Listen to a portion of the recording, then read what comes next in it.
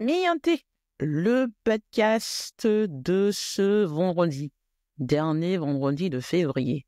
Cela fait exactement un mois, Mianté, que nous avons commencé ce podcast. Et pour terminer ce premier mois, en vous remerciant d'être de plus en plus nombreux à me suivre, en vous remerciant de vous être abonnés sur ma page. Si vous ne l'avez pas encore fait, je vous remercie de le faire. En vous remerciant de vos mails, vous pouvez toujours m'écrire à contact@futso.org. Voilà. Je voulais ce dernier vendredi de février parler d'un sujet, voilà, faire avec un peu du storytelling euh, un épisode qui confronte euh, le plus grand stéréotype. Voilà, quelque chose euh, que comment dire, je déteste avoir encore aujourd'hui à confronter ça. Vous savez, ce bruit-là, je ne sais pas d'où il vient, j'ai une idée. Je sais que tout cela, une bonne partie de cela est orchestré, une bonne partie de tout cela a à voir avec le fait que on déteste, il y a des gens que ça gêne de m'entendre et que mes audaces, je me permettez-moi le mot, que le fait que j'ose parler de moi, parler de mon père, il faut de ce Victor, parler de sujets graves dérange, parce qu'il y a ce scandale qui est là. Pour Mianté, au lieu de, encore une fois, venir avec du grave, du gras, voilà. J'aimerais, pour répondre à ceux, il y a des commentaires parfois qui sont mais d'une indécence incroyable, avec des gens qui m'imposent leur point de vue en me reprochant de parler de mon point de vue. Voilà. Ils viennent sur ma page et me disent mais de quel, pourquoi oui, je parle de secrets de famille, le linge sale se lave en famille, sans avoir écouté ce que je dis, sans avoir lu un de mes livres, sans même essayer de prendre ce que je dis au sérieux pour me répondre sur le fond en me disant pourquoi je ne devrais pas en parler. Et en me disant pourquoi est-ce que lorsqu'il s'agit euh, de quelqu'un qui est né au Cameroun, qui a un père qui était une légende africaine, qui dit qu'il y a un scandale d'État, pourquoi est-ce que je devrais taire ça? Juste pourquoi est-ce que leur inconfort devrait être la chose qui fait que je me taise? Pourquoi est-ce que ce côté-là, pourquoi est-ce qu'on demande à quelqu'un qui se dit victime d'injustice, qui dit que son père a été victime d'injustice, pourquoi est-ce qu'on demande à quelqu'un comme ça d'être puni, voilà, de faire preuve de pudeur, et de se taire et de ne pas le montrer? Pourquoi est-ce que dans ce cas-là, on parle d'autres choses? Pourquoi on ne reste pas sur le sujet? Pourquoi on dit cette chose, ce terme de plus en plus monstrueux, ce terme vide qui ne veut rien dire, qu'on n'explique pas en pensant que juste le dire, juste en le disant, ça veut beaucoup dire en disant les affaires de famille, voilà, en disant oui, le linge sale se range en famille. Mais Mianté, lorsque le linge euh, intime, disons ça comme ça, est sale, et que la saleté est le sang du patriarche et le sang de celui qui a fait le nom, on ne peut pas se taire. On ne peut pas se taire. Il y a des circonstances où euh, le linge ne doit plus se laver en famille, où il faut sortir de cela. Lorsqu'on a violé votre père et que le viol a été commandité par des gens de l'intérieur, vous ne dites pas on va régler ça en famille. Vous dites la justice doit trancher. Vous dites ça devient une affaire de société. C'est un problème de société. C'est un problème pour la justice camerounaise, pour la justice française, pour la justice des États-Unis et pour la justice de notre pays, parce que les choses qui sont commises dans ces moments-là. Vous ne dites pas, ah non, voilà, un mauvais arrangement vaut mieux qu'un bon procès, non, on va régler ça et tout ça. Non, non, non, non, non. De ce côté-là, si les gens disent que parce que j'ose mettre ça dans le domaine public, parce que j'ose parler, ça veut dire que je suis euh, occidental, que j'ai été occidentalisé, je dis, mianté, guilty, j'accepte. Mais non, il faut sortir de ces notions villageoises, que lorsqu'il est question de choses graves, on va, comment vous dire, régler ça entre nous, entre négros, entre guillemets, Fotso, on va, oui, non, on va s'arranger, on va, non, non, non, non, non, ça c'était avant. Mais lorsque le patriarche, lorsque Fotso Victor meurt, la mère que je suis, sa fille handicapée que je suis, je dis, le fait qu'on ne lui ait même pas permis de finir en paix, de mourir en paix, et qu'on n'arrive même pas à respecter ses dernières volontés. Je dis non, on ne va pas légitimer le parricide en gardant ça dans la sphère privée, en disant on va régler ça entre nous. Pour l'expliquer, Nianté, je voulais prendre l'exemple d'un film qui, je pense, est parlant, mais je vais faire une allégorie.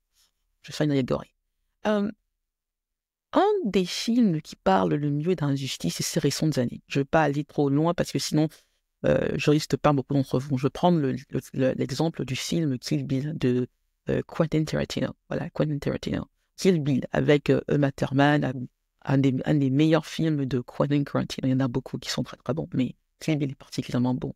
Donc ça parle de quoi? Ça parle d'Uma Thurman, Black Mamba, qui est en fait une de ces qu'on appelle assassins, voilà, mercenaires, voilà, qui tue des gens et tout cela, et qui se fait tuer par ses anciens collègues de la manière la plus violente et la plus monstrueuse possible.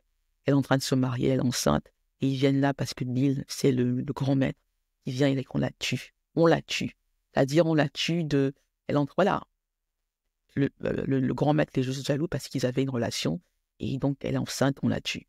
Mais, en dépit du fait que le crime était violent, qu'ils étaient nombreux contre une personne, ils étaient au moins 5 contre elle. Voilà. Ils ne la tuent pas. Miraculeusement, elle échappe à cet assassinat-là. Voilà. Et elle fait des années dans le coma où il y a quelqu'un qui la viole durant le coma parce que c'est quelqu'un de très blonde, vraiment grande et tout cela. Et c'est un des infirmiers qui loue son corps ou des gens viennent comme ça et couchent avec elle parce qu'elle est dans le coma, quoi. Donc on couche avec elle et c'est trad. Mais miraculeusement, ça c'est film. Elle se réveille. Et c'est très violent. Elle commence par se venger avec celui qui nouait son corps, avec les autres. C'est très, très, très violent. Donc, à ce moment-là, Black Mamba est driver, comme on dit. Dans la société camerounaise d'aujourd'hui, je ne vais pas dire africaine pour ne pas, parce qu'encore une fois, que sais-je de l'Afrique? La seule chose de l'Afrique que je connais, c'est le Cameroun, donc je ne vais pas dire africaine. Donc si vous voulez dire africaine, il faut le dire, mais moi je le dirais pas. Dans les sociétés camerounaises, vous savez ce qu'on dirait à Black Mamba, vous savez ce qu'on dirait à El Driver, vous savez ce qu'on dirait à Uma Thurman dans Kill Bill? On lui dirait, pardonne, mamie, cherche ton enfant, parce qu'elle était enceinte. Il faut pardonner à Bill. Ouais, pardonne.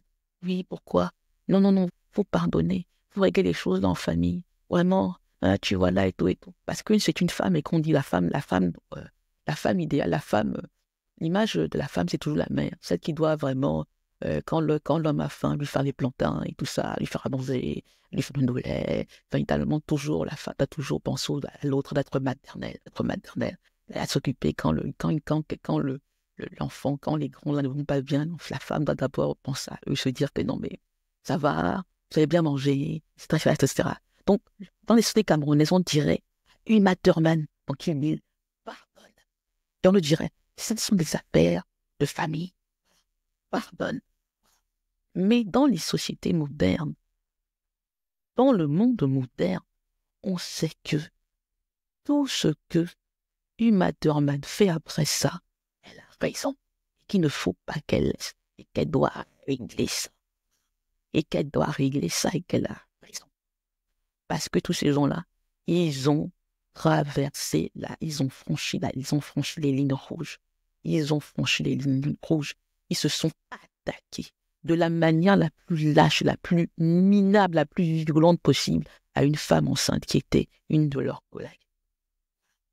Dans les sociétés camerounaises, on dirait, ouais, mamie, oh là là, mais pourquoi? Vraiment, oui, mais tu es vivante, non? Vraiment, tu voulais qu'il fasse comment? Il regrette, non? Oui, vraiment, oui, non, il faut garder, non, il faut pardonner à Bill. Ouais, la petite est là. Oui, non, vraiment, tu vas encore faire comme ça. Il faut regarder vraiment Jésus. Ah non, tu n'es pas vraiment, tu es camerounaise ou pas? Non, ça va t'amener où? Il faut oublier, non? Il faut avancer, il faut vivre ta vie.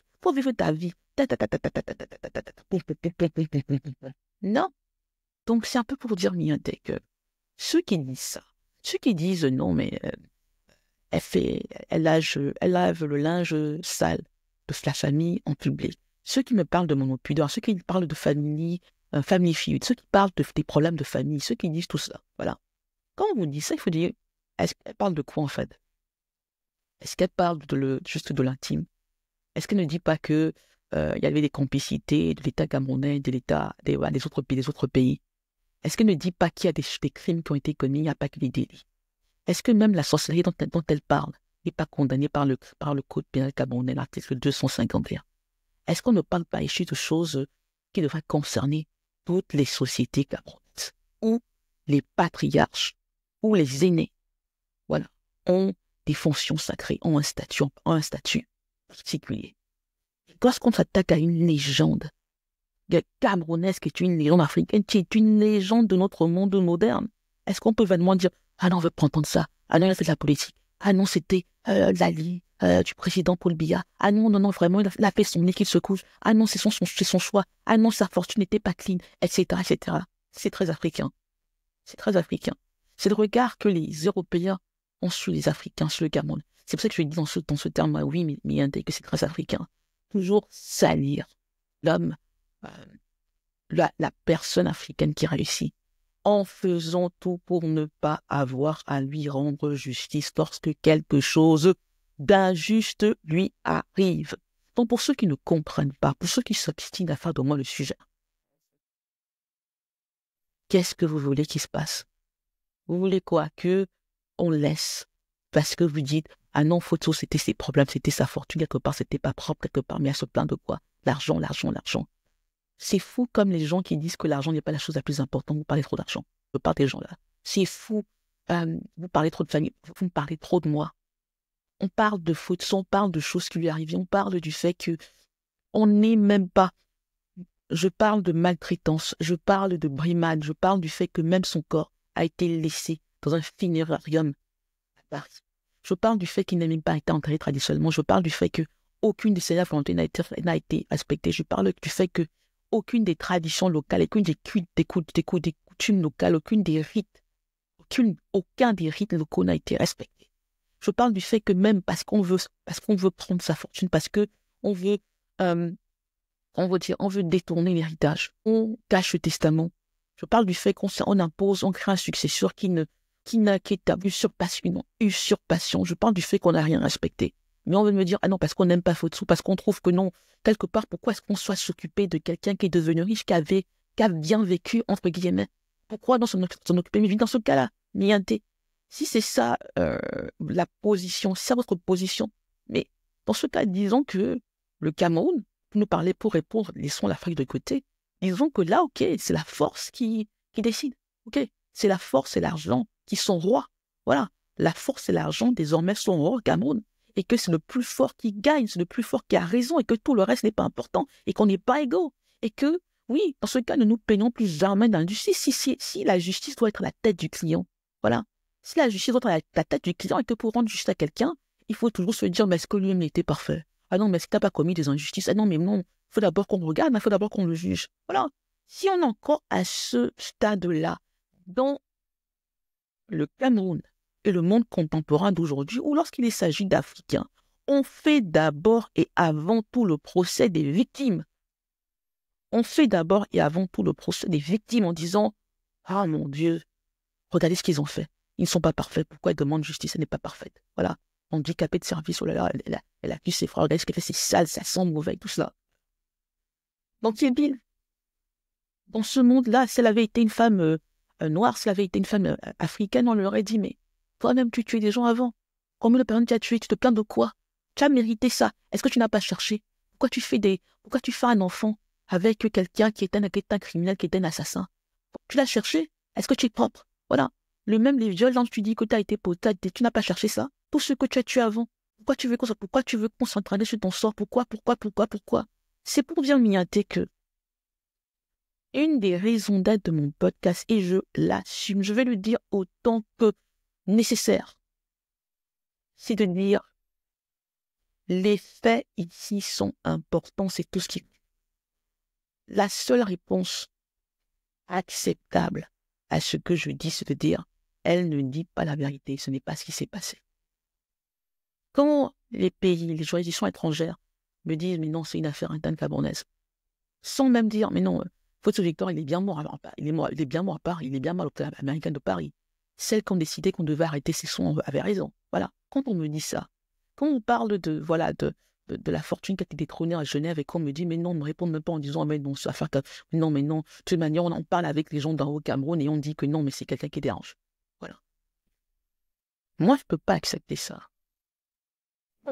Si vous ne partagez pas mon point de vue, si vous estimez que je me trompe, si vous estimez que vous pouvez, le monde anglais c'est patronizing là, vous pouvez vivre ma vie mieux que moi, vous pouvez béquiller, vous pouvez être handicapé mieux que moi, vous pouvez pas être en situation de handicap mieux que moi. Regardez ailleurs. Mais je dis non, moi je ne dis même pas qu'on me donne raison. Je dis à un moment, je veux qu'on me réponde et qu'on me dise, est-ce que c'est normal? On parle quand même de choses qui sont dans toutes les juridictions modernes, interdites. Lorsqu'on s'attaque à une handicapée en utilisant son handicap contre elle, ça s'appelle de la discrimination. Ça s'appelle de la discrimination. On ne dit pas, surtout lorsqu'on est en Belgique, surtout lorsqu'on est en Espagne, surtout lorsqu'on est aux États-Unis, surtout lorsqu'on est en Suisse, on ne dit pas, ouais, mais bon, centrafricain, qu'est-ce que j'en sais? Elle a un peu cherché, elle est un peu bizarre, c'est l'enfant de ceci. On a parlé aux gens d'en haut, on ne compte pas. On m'y intègre. Dernier vendredi de février, dernier jour de février 2025. Et je dis à tous qui disent, ces histoires, ce sont les histoires de famille, ça ne nous regarde pas, ça ne m'intéresse pas, je m'intéresse aux choses plus grandes. Le Cameroun, le 2025, les élections et tout ça. Je dis, mais écoutez, le but de tout ça, c'est pourquoi? Si vous êtes incapable de dire, lorsqu'une injustice, lorsqu'un feu grave arrive à un Camerounais, à un Africain, pas n'importe lequel, à un homme noir, pas seulement au Cameroun, mais ailleurs, il se fait abuser de la manière la plus violente possible. Non pas que par ses enfants, mais par des personnages publics au Cameroun et ailleurs, par des gens de l'ombre. Et qu'on lui dit juste non, il a fait les mauvais choix politiques, il n'était pas si bien que ça. Oh non, il a choisi la polygamie, non, maintenant, ça ne nous intéresse pas. Ça sert à quoi? Est-ce qu'on doit juste être utile en 2025? Est-ce que pour des gens, des êtres, des personnes nées au Cameroun, il faut toujours qu'on fasse les choix qui vous arrangent pour que vous puissiez dire non à des choses qui rabaissent notre camerounité, notre africanité et notre humanité.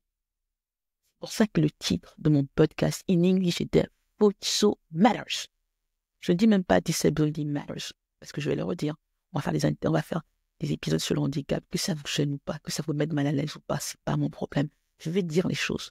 Vous avez le choix de dire, ça ne nous intéresse pas, mais je vais vous mettre face à vos contradictions.